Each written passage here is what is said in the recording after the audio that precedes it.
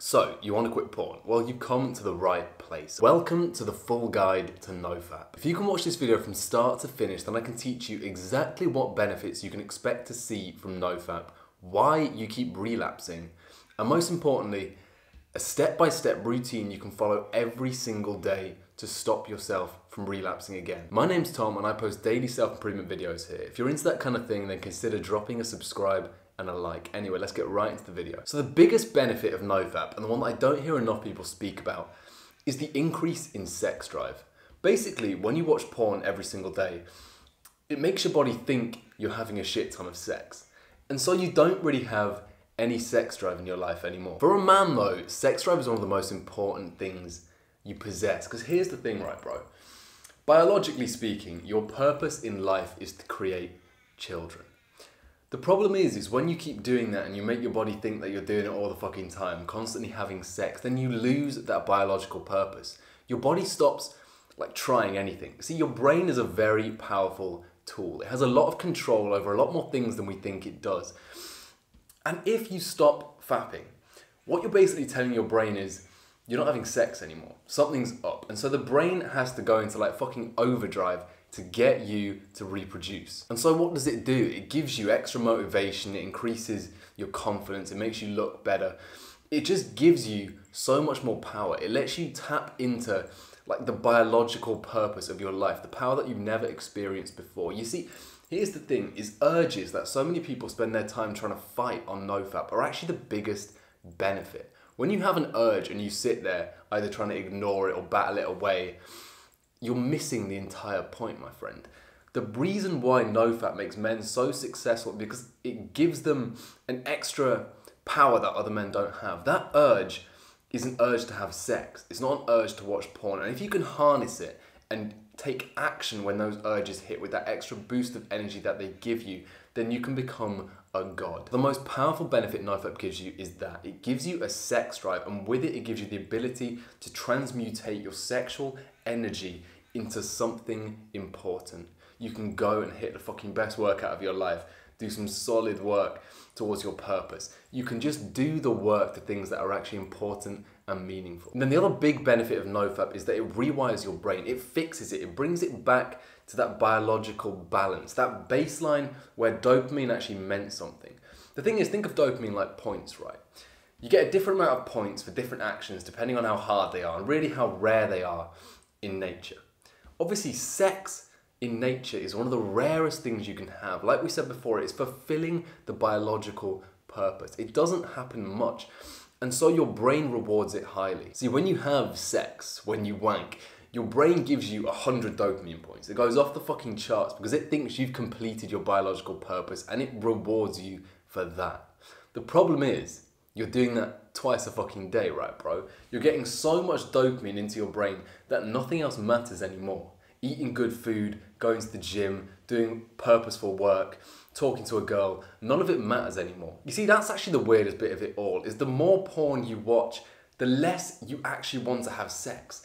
The dopamine, it works in a way that when you wank a lot, you're having so much fucking virtual sex that real sex doesn't really matter to you anymore. And as a result, you're not going to approach a girl, you're not going to speak to someone, you're not going to take a risk because you know you have the safety net of daily sex in your fucking bedroom. The second you quit porn, your brain starts rewiring, your dopamine goes back to that baseline, and the world just seems much more beautiful. You start getting a lot more appreciation for different things. Food tastes so much better, music sounds so much better, walking in the fucking park feels great, doing work feels good. Talking to a girl is exciting. You actually want to do it. It's not something you're scared of and cower away from. Quitting porn changes your life. So why do you keep relapsing? And we take this from the Easy Peasy Method by Alan Carr, but he basically says that if you're relapsing, it's because subconsciously you've brainwashed yourself into believing that porn has benefits. Because of your education, because of what you were taught as a kid, you genuinely believe that porn is kind of good for you. I mean, of course, there was the classic, you were taught it's good for your prostate health and all this shit. But also, you were taught it helps relieve stress. You were taught it helps you sleep better. There are so many things that you believe porn does. And so, it's really hard to quit because subconsciously, you genuinely believe that porn is good. It's a kind of crutch that you use in your life. But here's the thing, bro, is porn doesn't actually do any of these things. There isn't really any benefit to watching porn. I mean, take the stress relief, for example. Yeah, a lot of people say that porn helps them relieve stress, but it's actually the opposite. Porn helps you relieve stress in the same way that heroin helps the heroin user relieve stress, right? The only reason that stress is there in the first place is because they want that next hit. Porn doesn't relieve stress in a vacuum. It kind of creates the stress that it's relieving. Porn isn't the filler of the void, but the creator of the void. And then the other one is sleep. People say that they can't sleep without porn. I used to have friends that literally told me that they couldn't fall asleep at night without having a wank. But porn is a stimulant, bro. It doesn't help you sleep. Porn and cocaine have very similar dopamine spikes, so having a wank right before bed is just like doing a line. It doesn't help you sleep. But you believe these things. If you are relapsing, it is because of some sort of deeper brainwashing. There's a great analogy the book uses. It basically says there's this guy, right? And he gets a cold sore on his lip. So he goes to the pharmacy and he buys a cold sore cream and he puts it on and the cold sore goes away. The problem is though, 3 days down the line, the cold sore comes back. So he puts the cream back on and it goes away again, and then 2 days down the line it's back, but it's a bit bigger. So he puts it back on, and a day down the line it's back and slightly bigger, and so on and so forth until the cold sore is basically always there. And he's putting on the cream and it's coming back, and he's putting on the cream and it's coming back. But one day he goes onto Google and he looks up the cold sore cream he's using and he finds out that the product has actually been recalled. It turns out this cream is giving people cold sores rather than taking them away. So what does he do, bro? Does he keep using the cream? No, he quits. And within like 3 days, the cold sore is gone. It's healed naturally and it's gone forever. I'm sure you can see what I'm trying to say here, but porn is the same. Once you see porn for what it is, once you realize that porn has literally zero benefits, then you can just quit like that. If you're interested in that idea, go and check out my video on the easy peasy method, or go read the book. It's completely free. It's a PDF you can find online. Then you see the other reason why people keep relapsing is because they make Nofap their purpose. You see, Nofap has this weird way of becoming really important. Like I remember when I was a kid and I first discovered Nofap, I mean I say a kid, like 14, 15 years old, and I first found out about Nofap, it became like my fucking purpose in life, brother. Like I had a whiteboard and I'd write down my Nofap streak on it. I'd write in my diary every day, like fucking what day I was on, how I felt that day, what the urges were like. I'd have an app on my phone that was tracking it. Nofap became a purpose in my life. And this isn't good, bro. If you're trying to quit porn, but you spend your entire life thinking about porn, something just doesn't add up there, bro. If you're spending your whole days on the Nofap subreddit, looking at different people's relapse stories, looking at different people's benefit stories, you're watching videos like this, constantly 24/7, then something is up. Like we spoke about before, people have these urges and what you're supposed to do with them is invest them into some sort of purpose, some sort of area of growth. You have to transmutate that energy into something. The problem with a lot of people though is they have Nofap as their purpose. You can't really transmutate that energy into Nofap. It's like an empty void. It's a purposeless purpose because in reality, what is Nofap? So what if you quit porn, but the rest of your life is shit? There's this analogy that I love to use, and it's like Nofap is like a protein shake, yeah? Nofap is fucking great. It is an extremely powerful tool, and all the people that tell you otherwise are stupid. But the thing is by itself, it is meaningless. I've said it 1,000 times, bro, but if you're a loser with an 1,000-day Nofap streak, then you are still a fucking loser. You need something bigger than Nofap to succeed on it. You need a purpose in life that you can transmutate all that energy Nofap gives you into. If you don't have that, you're just gonna fucking burst, brother. You will explode because there is nowhere for that energy to go except for into relapse. So you need something bigger than porn, bro. You need a purpose, and that is the thing that you need to like figure out now. The next step in your life isn't the Nofap streak. It is discovering your purpose, brother. And discovering purpose is hard. It's one of the big mysteries of life. It takes people years to discover this. I've made a couple videos on it. You can go watch my Ikigai video on how to find your purpose. Again, you can go and read the book Ikigai. But really it comes down to 4 basic questions. You need to find something that puts you into flow state. So flow state, most people have experienced it, is the state of mind you're in when you're doing something and the world kind of disappears around it, right?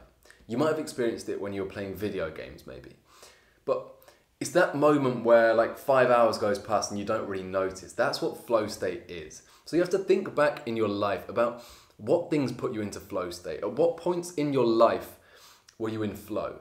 Were you completely invested in something to the point where the world around it disappeared? Then after that, once you've pinned down that flow state activity, you need to ask yourself the Ikigai question. So you need to ask yourself, what do you love? What are you good at? What can you be paid for? And what does the world need? And you'd be surprised, a lot of things can fall into that kind of cross-section of those 4 categories. You're just not creative enough. Like take, for example, reading. Reading, you can be very good at reading. Maybe you're a fast reader and you really find yourself invested in a book when you start it. And maybe you love reading as well. Maybe you spend hours a day reading different books, reading fiction books. Of course, reading is undeniably very good for society. It's great for people, it educates people, it gives them an escape out of their life. And also you can be paid for it. You can become a writer, you can become a publisher, you can become an editor or a copywriter. You see, just find a passion, something that puts you into flow state like that, and you can kind of build the questions around it. So reading is a great example. From reading, you can take it and become an author. And then all you need to do is pour your passion into that thing.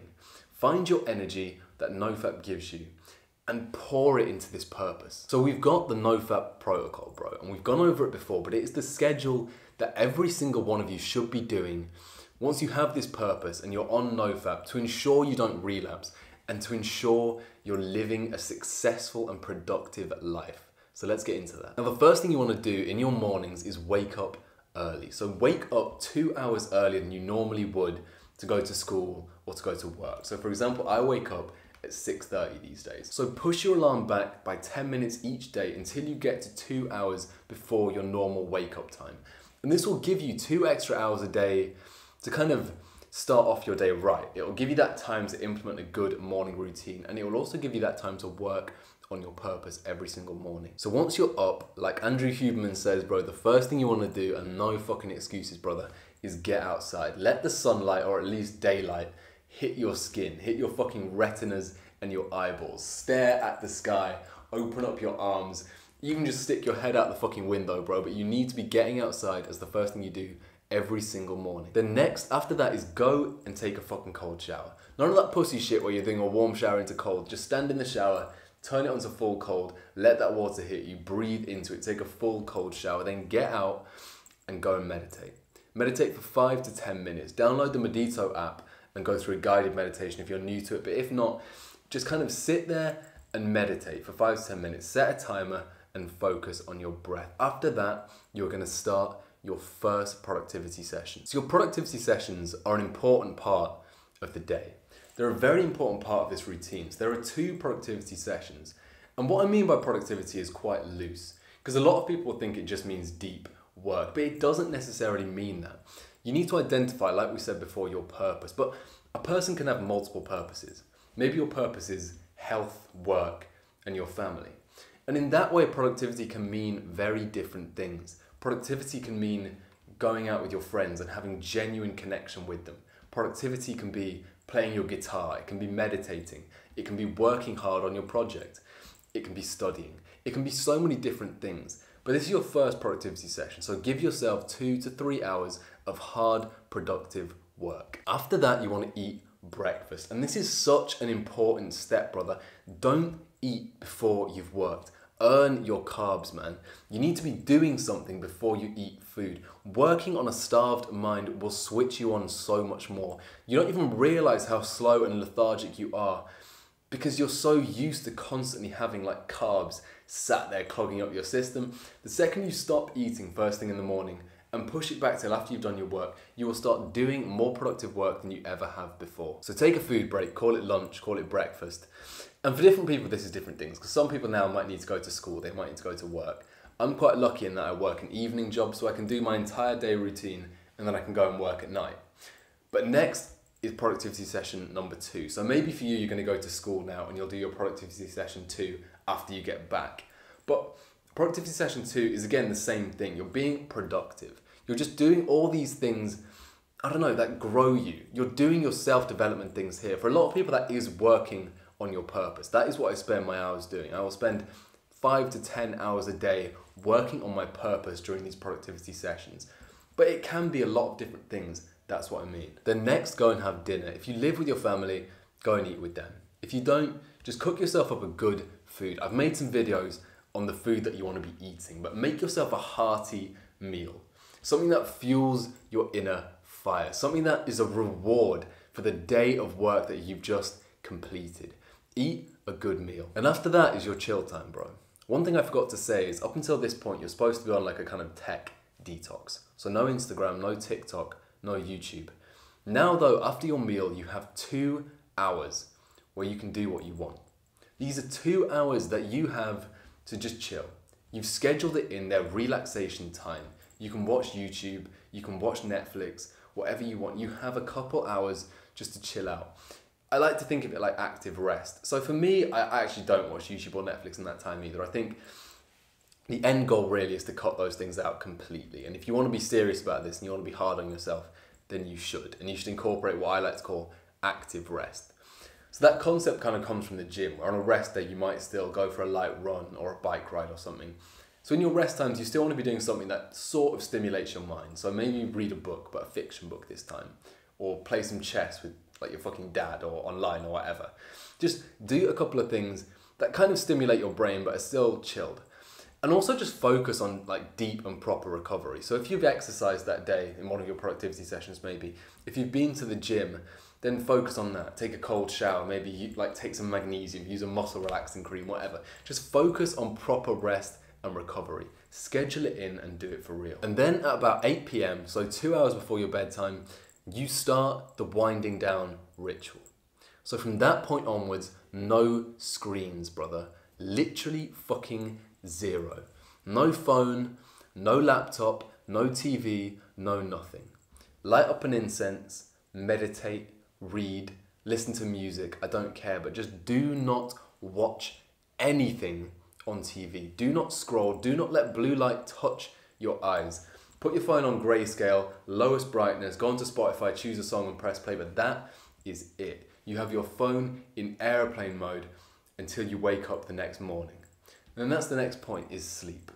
Focus on your sleep. Start building a schedule that means you can wake up in the mornings and feel energized. Sleep. So that is the routine. Then wake up and do the whole fucking thing again. But if you can do that, if you can work on your purpose during those sessions, if you can remember the things that we spoke about, if you can harness the energy Nofap gives you, if you can transmutate it, and if you can like kind of cut out that brainwashing that's inside of you and decide you just want to quit porn like the guy quits the cold sore cream, then you will succeed. If you can follow this video to the T and implement every single thing I've spoke about today, then you will never relapse again. I promise you that. Anyway, thanks for watching. My name's Tom. Leave a like and a comment. You'll find those right below the subscribe button. And join the Discord. It's full of young men just like yourself who are trying to better themselves, trying to grow. Come on there and speak to me and the other guys about your self-improvement journey, about your struggles. Also, recently I've started doing video calls. So go back to the description and fill in the form. Book yourself in for a free one-to-one and fully confidential call with me. Anyway, thanks for watching. Manifest excellence. Goodbye.